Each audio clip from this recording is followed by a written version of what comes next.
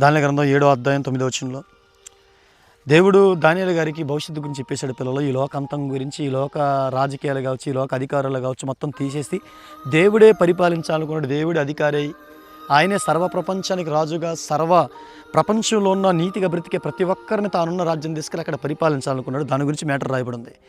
చూడండి, దానియేలు గ్రంథం 7:9 వచనం. ఇంకా సింహాసనం వేడి చూచితిని, మహావృద్ధుడు ఒకడు కూర్చుండెను.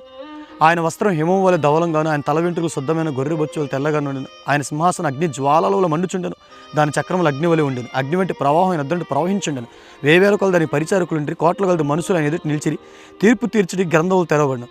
అప్పుడు నేను చూచుండగా ఆ కొమ్ము పలుకుచున్న మహా గర్వపు మాటలు నిమిత్తం వారు జంతువుని చంపినట్టు కనపడెను.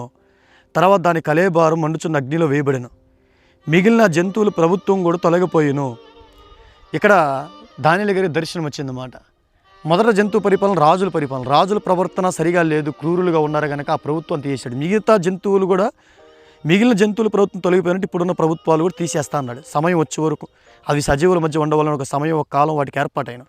రాత్రి కలిగిన దర్శనములను ఇంకా చూచుండగా ఆకాశ మేఘారుడే మనిషి కుమారుని పోలిన ఒకడు వచ్చి ఆ మహావృద్ధుడు వాని సన్నిధిని ప్రవేశించి ఆయన సముఖమును తేబడిన. సకల జనులను, రాష్ట్రములను, ఆయా భాషలు మాట్లాడేవారిని ఆయన సేవించినట్లు ప్రభుత్వం, మహిమ, ఆధిపత్యం ఆయనకి ఇవ్వబడను. ఆయన ప్రభుత్వం శాశ్వతమైనది, అది ఎన్నడూ తొలగిపోదు. ఆయన రాజ్యం ఎప్పుడు లయం కాదు, దానికి అంతము లేదు. దాన్ని ఏలేవారు ఎవరంటే పరిశుద్ధులు.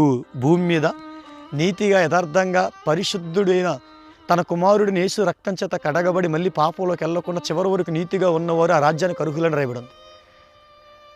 దేవుడే మాటిస్తే తప్పడు, ఖచ్చితంగా నెరవేరుస్తాడు. నువ్వు వాక్యం నిలబడు, ఆ రాజ్యానికి సిద్ధపడు.